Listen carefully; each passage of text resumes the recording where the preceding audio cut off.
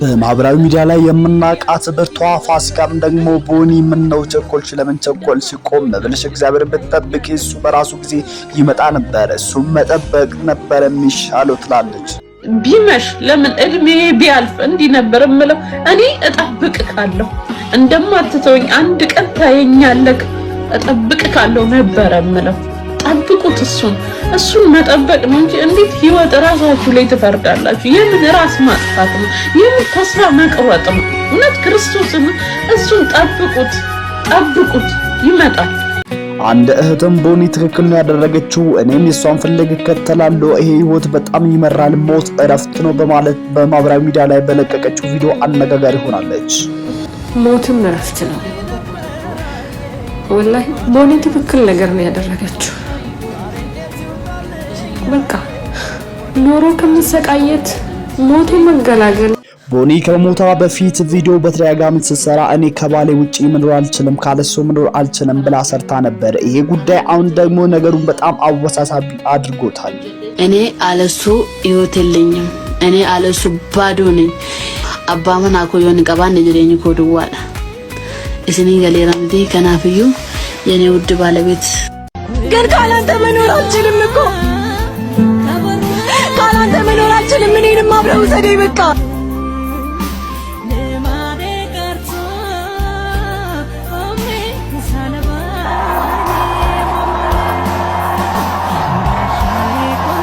ምን አለበት አንቺ ሞትሽን ቢያሳየኝ ብሎ አንድ ሰው ኮሜንት ይጽፍላታል። እሷም ደግሞ ይሄንን አይታ በመገረም እኔ ብሞት በኔ ቦታ ትኖራለህ ወይ እግዚአብሔር ይቅር በል ትላለች። ይሄ ነገር አንድ ጊዜ ብቻ ተከሰተ አይደለም፣ በተደጋጋሚም ደግሞ እንደዚህ አይነት በጣም ከባድና መጥፎ የሆኑ የሰውን ልብና አእምሮን የሚነኩ ኮሜንቶች ይጻፉላትም ነበር። ይሄንን ሁሉ ተቋቁማ ችላል ለረጅም ጊዜ ቆይታለችና እኔ ከእግዚአብሔር ጋር ወደፊት እሄዳለሁ እኖራለሁ፣ ማንንም መብት ሳትነካ፣ ማንንም ሳትሳደብ፣ የማንንም ድንበር ሳትነካ ጣስ ራሷን ችላ የራሷን ህይወቷን በማህበራዊ ሚዲያ ላይ በመልቀቋ ብቻ እጅግ በጣም ብዙ ጠላት በሚባል ደረጃ አፍርታ ብዙዎች ተረስቶባት እሷ ላይ ብዙ የማይሆን ቪዲዮዎችን ሲሰሩ እንመለከታለን። ይህ ነገር ደግሞ እስከ ትላንትና እለት ታግዛ ለረጅም ጊዜ ብትቆይም ግን ትላንትና ህይወቷ በጣም ተፈተነ። ሲፈተንም ደግሞ የማይሆን እርምጃ ህይወቷ ላይ እንድትወስድ አደረጋት ማለት ነው። በመጨረሻ ቪዲዮ ላይ እንደተናገረች ከሆነ እስካሁን በጣም የሚያስደስተኝ ነገር ምንም የለም። እዚህ ምድር ላይ ሰው እረፍት ማግኘት የሚችለው ሰላም ማግኘት የሚችለው በሚሰራው ገንዘብ ወይ ደግሞ በትዳሩ ሳይሆን በሞት ብቻ ነው። ለኔ ደግሞ ትልቁ እረፍቴ ሞት ነው ብላ በቪዲዮ ለቃ ነበር ማለት ነው። ነገር ግን ደግሞ ብዙዎች ይህን ቪዲዮ ሲመለከቱ ቀልድ ሊሆን ይችላል ብሎ አስቦ ነበር። ምክንያቱም እሷ ማለት የጥንካሬ ተምሳሌ ስለነበረች እንደዚህ አይነት እርምጃ በህይወቷ ላይ ትወስዳለች ብሎ ማንም አልጠበቀም ነበር።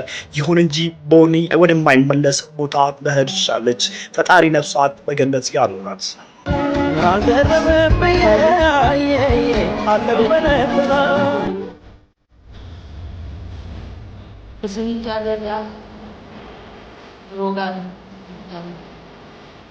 እንግዲህ ሰሞኑ የቦኒ አሟሟት እጅግ በማህበራዊ ሚዲያ ላይ አነጋጋሪና አሳዛኝ ክስተት ሆኗል ማለት ነው። እንደምታውቀው ቦኒ እንግዲህ በቲክቶክ ላይ ወደ 800,000 ተከታዮች ያሏት፣ እንደዛም ደግሞ ፌስቡክ ላይ ከ300,000 በላይ ተከታዮች ያሏት ቲክቶከር እና እንደዛውም ደግሞ የሶሻል ሚዲያ ኢንፍሉዌንሰር ነበረች ማለት ነው።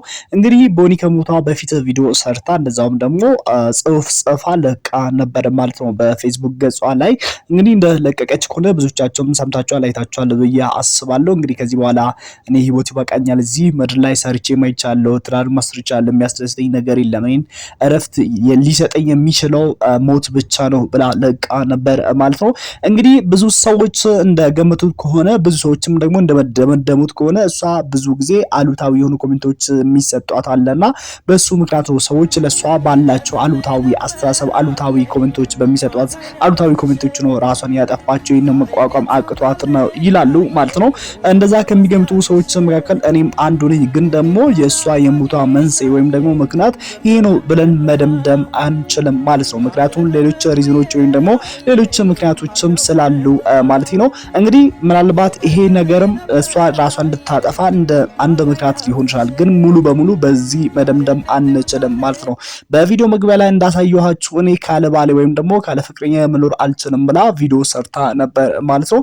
ከዚህ በፊትም ደግሞ በምትሰራቸው ቪዲዮዎች ላይ ለሱ በምታሳየው ፍቅር ተለቃለች። እንደው ብዙ ሰዎች እሷን እንዲተርባት ያደረገ ወይም ደግሞ ስለሷ ኔጌቲቭ ነገር እንዲጽፉ ያደረገው ነገር ምንድነው ለባልሽን ያለ ምንድነው ፍቅር እሱ ያፍቅርሽ ወይም ደግሞ ላንቺ ያለሽን ፍቅር በማህበራዊ ሚዲያ ላይ አትልቀቅ፣ በጓዳሽ አድርግ፣ በቤትሽ አድርግ የሚለው ነገርና እንደዛም ደግሞ አንዳንድ ሰዎች እሷ ስትለወጥ ከዚህ በፊት የጎዳና ኑሮ ላይ ነበረች፣ ጫማ ሊስትሮን ሰርታ ነበርና ከዛ ተነስታ እዚህ በመድረሷ የራሷ መኪና አላት፣ የራሷ ቤት አላት፣ ጥሩ ኑሮ እየኖረች ነበረ። በትራቨል ደግሞ ደስተኛ ነበረች። እንግዲህ እንደዚህ አይነት ሁኔታ ውስጥ ስለተቀየረችም ደግሞ በቅናትም ተነስተው እሷ ላይ በጣም መጥፎ ነገሮችን የሚናገሩ ሰዎች ነበሩ ማለት ነው። እንግዲህ ይሄ ነገር ከጊዜ ወደ ጊዜ እየተባባሰ መጣ። ላይቭ ገብታ ብዙ ጊዜ እባካችሁ ተውኝ፣ እኔ የራሴን ኑሮ ሊኖርበት፣ ማንንም አልነካውም፣ የማንንም ድንበር አልጣስኩም፣ የማንንም መብት አልነካውትም፣ ስለዚህ እባካችሁ ተውኝ ብላ በተደጋጋሚ ቪዲዮ ሰርታ ነበር ማለት ነው። ይሄ ነገር የጀመረው ደግሞ በቅርብ ጊዜ በአንድ ወር በሳምንት አይደለም። ከዚህ በፊት 2-3-4 አመት ሆኗል። ከመጀመሪያው ጊዜ ጀምሮ ማለትም ማህበራዊ ሚዲያ ላይ ከመምጣቷ ጊዜ ጀምሮ ይሄ ነገር መከሰት የጀመረው ማለት ነው።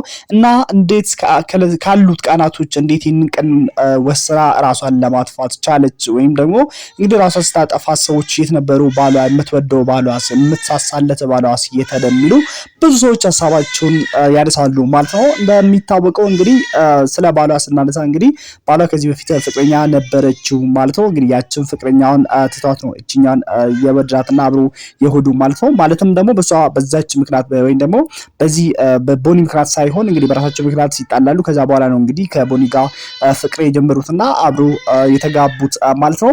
እንግዲህ ከዛ በፊት ግን ያቺ አብሮ ለረጅም ጊዜ ቆይተዋል ማለትም ይሄ ባሏ ማለት ነው።